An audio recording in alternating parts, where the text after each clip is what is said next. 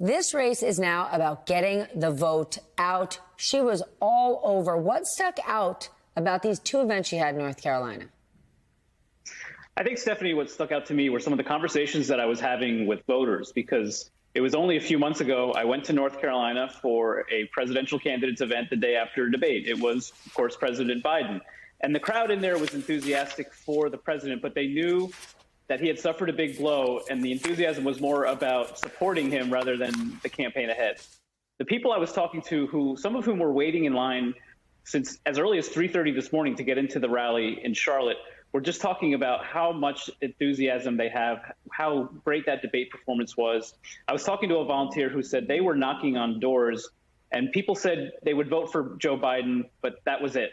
And they knew what was at stake, and that was why they were voting for him. Now they say when they knock on doors, people are saying they're enthusiastic to vote for Kamala Harris. They can't wait to vote for Kamala Harris, and they're bringing their friends, their family, they're signing up to volunteer shifts. That's the difference between winning and losing potentially in a state like North Carolina, where Donald Trump won 4 years ago. The Harris campaign thinks it has a real shot of winning it this time around. Vaughn, you're in luck. You haven't even opened your mouth yet, and you are already the MVP of this segment because you are coming to us from a parking lot. You are working that hard to be here, so it doesn't even matter what you say. You already won the segment. But talk to us about Donald Trump, because he held a rally today. Tomorrow he's got another news conference, and we are most likely going to get the same thing we got today. He will ramble. He will lie. Is this just part of his ground game? Get on the stage, get people worked up, fired up, and say anything to get them to do just that. Right. He had the rally in Tucson, Arizona, the southern part of the state, just this afternoon. He's going to be holding what is the campaign is billing as a press event tomorrow at his golf club down here in Los Angeles before holding a rally in Las Vegas tomorrow night. And I think that this gets at the heart of Donald Trump over the last 2 years, is who he has chosen to surround himself by and what type of media he has consumed. I think that that is what led to the conspiracy theory about pet eating to come out of his mouth on that debate stage, and also for him to, over the course of 24 hours, go on the campaign trail with the likes of right-wing provocateur, conspiracy theorist Laura Loomer. This, for Donald Trump, suddenly becomes a question of what is truth to the Republican nominee of the United States here. And this is where you have heard serious concerns among some longtime Republicans about who Donald Trump would surround himself, not only throughout this campaign, but better yet, in 2025, if he's turning to people like Laura Loomer as other individuals from the Republican Party, despite giving him, 8 years of breathing room to operate and build a political posture within this Republican Party, there's concern about what all of this means, that performance on the debate stage and associating with people like Laura Loomer means not only to this campaign, but if he were to win, the future of a Donald Trump administration. Vaughn, what is the truth? For Donald Trump, if you tell him he is smart, he is cool, he is brilliant, he is rich, he is the best, that is the truth he is looking for, and he doesn't care who says it. McKay, old school, highly respected Republicans like Mitt Romney, who you wrote a book about, Karl Rove, absolutely annihilated Trump's debate performance, called it catastrophic, say you couldn't put lipstick on that pig. And now he's saying that he most likely will not do another debate. Given that, and what we just saw 2 nights ago, does he risk losing some conservative voters? I think that, we often, when we analyze these things, talk about Trump's base. Trump's base is not going to abandon him no matter what he does. But I think in these conversations, we sometimes overlook the fact that there are about 20% of self-identified Republicans who do not like Donald Trump, who did not want Donald Trump to be the nominee of their party this time around, or in 2016 or in 2020. And I think that there is a real risk Trump runs here if he keeps down this path in the next, 50 days, talking about wild conspiracy theories that have been fed to him by Laura Loomer, talking about, questioning Kamala Harris's race, that some of those voters will just stay home. I don't think you'll see people vote for Kamala Harris, but, Donald Trump has done very little outreach to people like Mitt Romney to George W. Bush, Dick Cheney.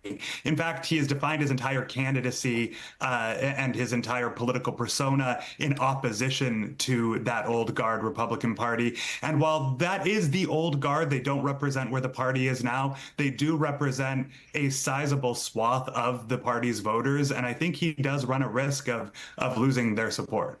At this point, I cannot imagine any four of those guys even wanting to take his call. Evan, if Donald Trump doesn't do another debate, that means the final debate will be between Tim Walz and J.D. Vance on October 1st. Do Republicans want Vance to be the last memory Americans have in the final days of this race of that ticket? Well, I think there were some Republicans who were hoping that he would be a great addition to the ticket and be a great final voice for Trump. I mean, when he was given the job of vice president, nominee, it came from people inside Trump's circle who said that he was going to add some heft and intellectualism to this ticket and speak to a new kind of voter that Trump couldn't get access to before. What you're speaking to now is that, like, none of that has happened since Vance has been on the ticket and as things have gone on. And Vance is, of course, the leading proponent of this thing you mentioned at the top of the show, which is this thing that doesn't even feel like politics, this turn towards this incredibly dark chapter of this race, of this racist conspiracy theory about these Haitian immigrants in Springfield, Ohio. I mean, we know what it means when a majority starts making racist and conspiratorial claims about a minority. What happens? We don't call that politics. We call that something else. And so the question for the Trump campaign, no matter who is talking, is what are they going to do about this message that they've put out? And how are they going to sort of bring people back to talking about the actual issues in this race that are supposed to be happening, the actual politics are supposed to be running, and not this sort of spinning faster and faster conspiracy wheel that is just pushing us into this really, really dark place. I really don't know what to say about it. Vaughn, I want to go back to Laura Loomer, the far-right conspiracy theorist who's been traveling with Trump, just to remind our audience, okay? This time last year, she was calling 9/11 an inside job. This year, she was traveling with President Trump when he went to memorials. Even Republicans like Lindsey Graham and Marjorie Taylor Greene. Marjorie Taylor Greene says it's a bad idea, says this woman is too racist. She said too many extreme racist things. I mean, what's going on here? Right. And just 2 weeks ago, she suggested that Democrats were behind a school shooting in Georgia and that the FBI was complicit in its cover-up, all for political purposes ahead of November's election. Laura Loomer is somebody who I think you could say is the embodiment of the conspiracy theory movement and where it has gone here in the United States, and the extent to which, with more than 1 million followers on just her X account alone, she has been elevated and legitimized by the former president of the United States. And even you mentioned the likes of Marjorie Taylor Greene expressing here concerns. But I think that this hits again at the heart here of Donald Trump and the individuals who he has surrounded himself by on this campaign. Because unlike in 2016, 2020, you had officials who were trying to work as gatekeepers, keeping some of these fringe figures like Laura Loomer from having the ear of Donald Trump, closing the Oval Office to these individuals. But this go around, Donald Trump has been full access. There's nobody that has gotten in his way of being able to communicate with some of these individuals. And that is what ultimately you are hearing play out is a Republican nominee and potential future president of the United States taking in and consuming his version of news through the lens of people like Laura Loomer.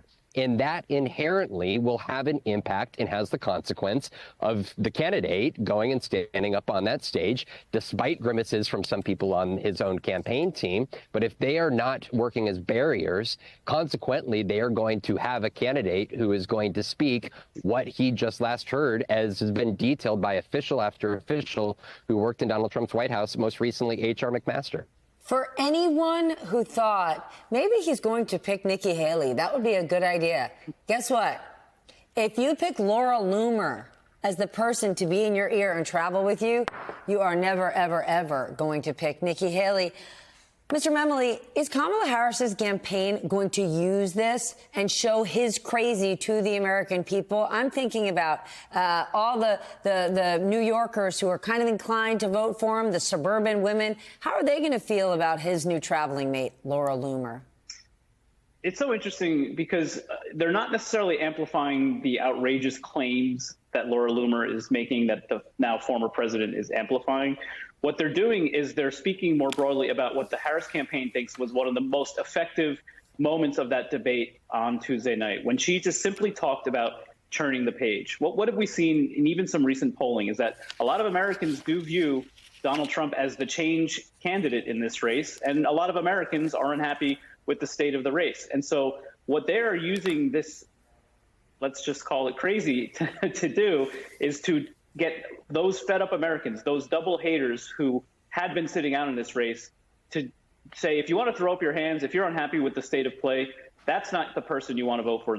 You want to be part of this campaign. And Harris actually spent a lot of time in that rally tonight in Charlotte talking about Republicans, the support she's getting from Republicans, the fact that there are a number of former staff for senior Republicans, including Mitt Romney, John McCain, who are supporting her campaign and inviting them in.